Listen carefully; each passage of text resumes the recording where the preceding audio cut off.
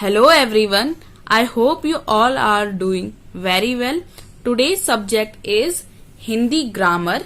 हमारा आज का सब्जेक्ट है हिंदी व्याकरण, जिसको हम हिंदी ग्रामर कहते हैं. उसका हमारा 4th चैप्टर है, पार्ट 4 संज्ञा. हमने इंग्लिश में पढ़ा था नाउन्स, उसी तरीके से अब हम हिंदी में भी पढ़ेंगे संज्ञा.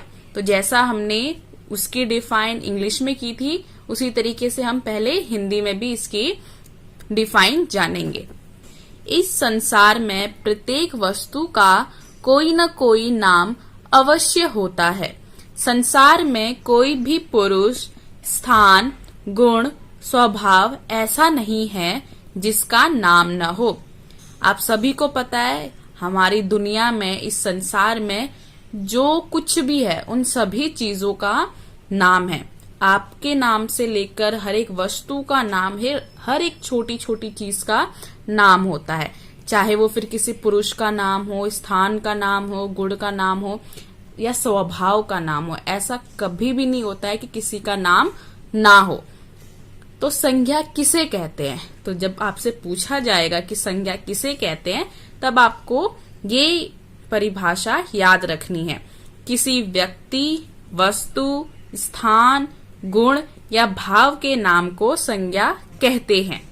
किसी भी व्यक्ति, चाहे वो व्यक्ति कोई भी हो सकता है, आपके पापा का नाम या फिर आपका खुद का नाम, लड़का, लड़की, इस तरीके से ये क्या है, व्यक्ति के नाम. किसी भी वस्तु यानी कि थिंग्स, है ना, टेबल, कुर्सी या आपकी टॉयज, ये सारे के सारे क्या है, वस्तु.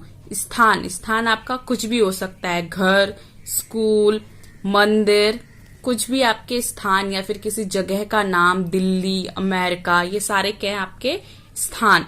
गुण या भाव, किसी में क्या गुण है, उसका कैसा स्वभाव है, इसके बारे में भी हमें कौन बताता है, संज्ञा. इन सब के नामों को हम क्या कहते हैं, संज्ञा. तो किसी वस्तु, व्यक्ति, स्थान या भाव के नाम को हम संज्ञा कहते हैं. जैसे कि यहाँ पर उदाहरण है राम, घोड़ा, लड़का, पुस्तक, स्टेशन, बुढ़ापा आदि. ऊपर दिए गए चित्रों में लड़का, घोड़ा, पुस्तक क्रमशः व्यक्ति, पशु तथा वस्तु के नाम हैं. अतः ये सभी संज्ञा शब्द हैं. जो हमारे ऊपर ही लिखे हुए हैं, क्या लड़का है, ये क्या बना है, घोड़ा, और ये जो है पुस्तक. लड़का क्या है, व्यक्ति का नाम, घोड़ा पशु का नाम और पुस्तक वस्तु का नाम है. और ये सब क्या है, संज्ञा शब्द हैं. संज्ञा के भेद. संज्ञा के कितने भेद होते हैं, संज्ञा के कितने प्रकार होते हैं? तो संज्ञा के कितने प्रकार होते हैं? संज्ञा के 3 भेद होते हैं. कौन कौन से? व्यक्तिवाचक संज्ञा, जातिवाचक संज्ञा और भाववाचक संज्ञा. जब हम किसी स्पेशल व्यक्ति के बारे में बात कर रहे हैं, किसी खास इंसान के बारे में बात कर रहे हैं, या किसी, आपको संज्ञा से पता चल रहा है कि संज्ञा क्या होता है, किसी व्यक्ति, वस्तु, स्थान या गुण. अब वो व्यक्ति, वो वस्तु, वो स्थान अगर स्पेशल है, इकलौती चीज है, तो उसको हम व्यक्तिवाचक कहते हैं. और जातिवाचक, जो पूरे समूह के बारे में बताता है, उसको हम जातिवाचक कहते हैं. और भाववाचक क्या होता है, जिसमें हमारे भावों का पता चलता है, भावों के नाम जो होते हैं उनको हम भाववाचक संज्ञा कहते हैं. सबसे पहले है व्यक्तिवाचक संज्ञा. किसी व्यक्ति, वस्तु, प्राणी अथवा स्थान के नाम को बताने वाले शब्द व्यक्तिवाचक संज्ञा कहलाते हैं. जैसे महात्मा गांधी, ताजमहल, रामायण आदि. जैसा कि मैंने आपको बताया, किसी व्यक्ति, वस्तु, इनके नामों को तो हम व्यक्तिवाचक कहते ही हैं. लेकिन क्या होता है, उनमें क्या खास होता है, आप उनको कैसे पहचान सकते हो? वो स्पेशल होते हैं, वो सिर्फ एक ही होते हैं. जैसे कि महात्मा गांधी व्यक्ति का नाम है. अब महात्मा गांधी एक से ज्यादा तो है नहीं, वो स्पेशल इंसान है, स्पेशल व्यक्ति है, तो ये क्या है, व्यक्तिवाचक संज्ञा. ताजमहल क्या है, आपका स्थान है. ताजमहल क्या है, स्थान है, तो ये क्या है, आपका व्यक्तिवाचक संज्ञा, अब एक ही ताजमहल है, एक से ज्यादा हमारे ताजमहल नहीं है। रामायण, ये क्या है, आपकी एक ही चीज है, इससे ज्यादा वो नहीं है। रामायण एक ही है, एक या दो रामायण नहीं है। तो जो भी चीज स्पेशल होती है उसको हम व्यक्तिवाचक संज्ञा कहते हैं। नेक्स्ट है जातिवाचक संज्ञा। जिन शब्दों से किसी जाति का बोध होता है उन्हें जातिवाचक संज्ञा कहते हैं, जैसे लड़का, गाय, नदी आदि।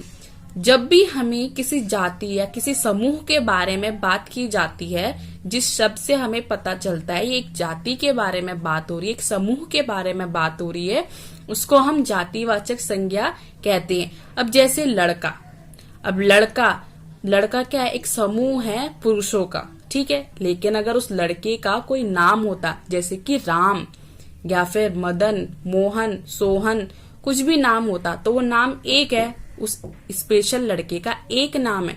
अगर वो नाम होता स्पेशली उस लड़के का तो व्यक्तिवाचक होता, लेकिन सिर्फ लड़का लिखा है तो वो क्या है, जातिवाचक संज्ञा है। वैसे ही गाय क्या है, आपका जातिवाचक, वो गाय की सभी जातियों के बारे में बता रहा है। लेकिन अगर जाति के बारे में ना बताते हुए गाय की कुछ खासियत बताता कि हाँ नीली गाय है, काली गाय है, या फिर नील गाय है, या किसी गाय की स्पेशल बारे में बताता, तो वो क्या होता है, व्यक्तिवाचक। ऐसे ही नदी क्या है, आपकी किसी भी नदी के बारे में बात कर सकते हैं, लेकिन अगर किसी नदी का नाम होता है, जैसे गंगा, यमुना, सरस्वती, इस तरीके से किसी नदी का नाम होता तो वो व्यक्तिवाचक है। लेकिन नदी क्या है, एक समूह है जिसमें बहुत सारी नदियां इंक्लूड हैं, ठीक है। फिर अब हम पढ़ते हैं भाववाचक संज्ञा। भावों को बताने वाले शब्द भाववाचक संज्ञा कहलाते हैं। जो भी हमारे भावों को बताते हैं, चाहे वो हमें अच्छा लग रहा है, बुरा लग रहा है, गुस्सा आ रहा है, रोना, हंसना, या हमारी सुंदरता, जैसा भी हमें अगर टेस्ट भी आ रहा है, मिठास, कड़वा, या फिर बुढ़ापा, जिसको हम फील कर पाते हैं। भाव का मतलब क्या होता है, हमारी भावनाएं, जिनको हम फील कर सकते हैं, जिनको हम महसूस कर सकते हैं, और जिन शब्दों में हमें इनका बोध होता है, जिन शब्दों से हमें पता चलता है कि इसमें हमारी भावनाएं व्यक्त हो रही हैं, उसको हम भाववाचक संज्ञा कहते हैं।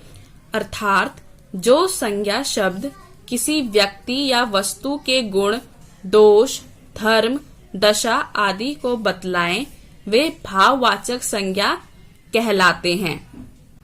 जैसे मिठास, सुंदरता, बचपन, बुढ़ापा, लंबाई, क्रोध, वीरता आदि। इन सभी शब्दों से क्या पता चल रहा है, हमारी भावनाएं हमें पता चल रही हैं। तो भाववाचक संज्ञा क्या होते हैं, जिससे हमें किसी व्यक्ति या वस्तु के गुण, कि उसमें क्या अच्छा है, क्या बुरा है, उसके धर्म के बारे में, उसकी दशा कैसी है, अच्छी है, बुरी है, बुढ़ापे की दशा में है, बचपन की दशा में है, या फिर जवान है, इस तरीके से जिन शब्दों से भी हमें पता चलता है उन्हें हम भाववाचक संज्ञा कहते हैं। आई होप आपको संज्ञा समझ में आ गया होगा। हमारे संज्ञा के 3 भेद होते हैं, व्यक्तिवाचक संज्ञा, जातिवाचक संज्ञा और भाववाचक संज्ञा। और संज्ञा किसे कहते हैं, किसी व्यक्ति, वस्तु, स्थान या भाव के नाम को संज्ञा कहते हैं। इस चैप्टर को आपको अच्छे से रीड करना है, लर्न करना है, इसकी सारी परिभाषाएं याद करनी है। Okay, thank you for watching, bye bye.